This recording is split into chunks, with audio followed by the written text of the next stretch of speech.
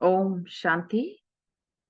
आज की मुरली का टाइटल है अव्यक्त स्थिति बनाने की युक्तियां। मुरली का डेट है 17 जुलाई 1969। तो बाप दादा कहते हैं, अव्यक्त स्थिति अच्छी लगती है या व्यक्त में आना अच्छा लगता है? अव्यक्त स्थिति में आवाज है, आवाज से परे रहना चाहते हो? जब आप सभी आवाज से परे रहने का प्रयत्न करते हो, अच्छा भी लगता है, तो फिर बाप दादा को व्यक्त में क्यों बुलाते हो? हर वक्त अव्यक्त स्थिति में रहें, उसके लिए क्या पुरुषार्थ करना है? सिर्फ एक अक्षर बताओ, जिस एक अक्षर से अव्यक्त स्थिति रहे। कौन सा एक अक्षर याद रखेंगे जो अव्यक्त स्थिति बन जाए? मनसा वाचा कर्मणा तीनों ही व्यक्त में होते अव्यक्त रहे, इसके लिए एक अक्षर बताओ। आत्म अभिमानी बनना। आत्म अभिमानी अर्थात अव्यक्त स्थिति। लेकिन उस स्थिति के लिए याद क्या रखें, पुरुषार्थ क्या करें? धीरे धीरे ऐसी स्थिति सभी की हो जाएगी। जो किसके अंदर में जो बात होगी वह पहले से ही आपको मालूम पड़ेगा, इसलिए प्रैक्टिस करा रहे हैं। जितना जितना अव्यक्त स्थिति में स्थित होंगे, कोई मुख से बोले ना बोले, लेकिन उनके अंदर का भाव पहले से ही जान लेंगे। ऐसा समय आएगा, इसलिए यह प्रैक्टिस कराते हैं। तो पहली बात पूछ रहे थे कि एक अक्षर कौन सा याद रखें? अपने को मेहमान समझना। अगर मेहमान समझेंगे तो फिर जो अंतिम संपूर्ण स्थिति का वर्णन है वह इस मेहमान बनने से होगा। अपने को मेहमान समझेंगे तो फिर व्यक्त में होते हुए भी अव्यक्त में रहेंगे। मेहमान का किसके साथ भी लगाव नहीं होता है। हम इस शरीर में भी मेहमान हैं, इस पुरानी दुनिया में भी मेहमान हैं। जब शरीर में ही मेहमान हैं, तो शरीर से भी क्या लगन रखें? सिर्फ थोड़े समय के लिए यह शरीर काम में लाना है। यहाँ मेहमान बनेंगे तो फिर वहां क्या बनेंगे? जितना यहाँ मेहमान बनेंगे उतना ही फिर वहां विश्व का मालिक बनेंगे। इस दुनिया के मालिक नहीं हैं, इस दुनिया में हम मेहमान हैं, नई दुनिया के मालिक हैं। यह जो व्यक्त भाव में आ जाते हैं, तो उसका कारण यही है जो अपने को मेहमान नहीं समझते हैं, वस्तुओं पर भी अपना अधिकार समझते हैं, इसलिए उसमें अटैचमेंट हो जाती है। अपने को अगर मेहमान समझो तो फिर यह सभी बातें खत्म हो जाए। अपना बैंक बैलेंस भी नोट करना है।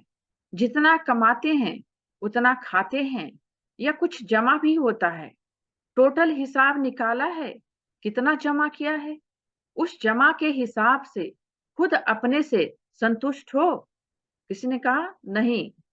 तो जमा करने का और कोई समय रहा हुआ है? कितना समय है? समय भी नहीं है, संतुष्ट भी नहीं, तो फिर क्या होगा? अभी सभी को यह खास ध्यान रखना चाहिए। अपना बैलेंस बढ़ाना चाहिए। कम से कम इतना तो होना चाहिए जो खुद संतुष्ट रहें। अपनी कमाई से खुद भी संतुष्ट नहीं रहेंगे तो औरों को क्या कहेंगे? एक एक को इतना जमा करना है। क्या सिर्फ अपने लिए ही जमा करना है या औरों के लिए भी करना है? औरों को दान करने के लिए जमा नहीं करना है। ऐसा समय आएगा जो सभी भिखारी रूप में आप लोगों से यह भीख मांगेंगे, तो उन्हों को नहीं देंगे। इतना जमा करना पड़ेगा ना।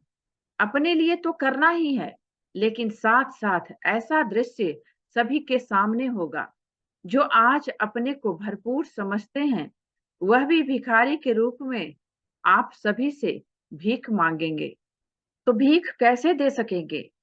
जब जमा होगा ना। दाता के बच्चे तो सभी देने वाले ठहरे। आप सभी के एक सेकंड की दृष्टि के अमूल्य बोल के भी प्यासे रहेंगे। ऐसा अंतिम दृश्य अपने सामने रख पुरुषार्थ करो। ऐसा न हो कि दर पर आई हुई कोई भूखी आत्मा खाली हाथ जाए। साकार में क्या करके दिखाया? कोई भी आत्मा असंतुष्ट होकर न जाए। भल कैसी भी आत्मा हो, लेकिन संतुष्ट होकर जाए तो ऐसी बातें सोचनी चाहिए, सिर्फ अपने लिए नहीं। अभी आप रचयिता हो, आपके एक-एक रचना के पीछे फिर रचना भी है। माँ-बाप को जब तक बच्चे नहीं होते हैं, माँ-बाप की कमाई अपने प्रति ही होती है।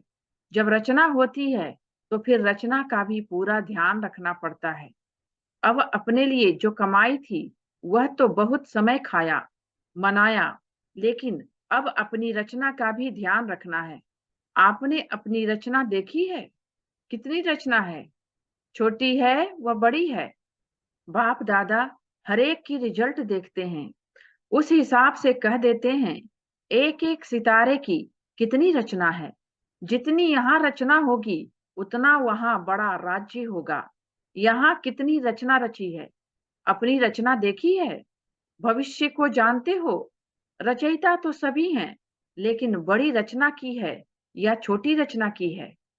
आज तो बड़ी की है। बड़ी रचना के साथ फिर जिम्मेवारियां भी बड़ी हैं। अच्छा, ओम शांति। तो थैंक यू बाबा का और थैंक यू आप सबका। ओम शांति।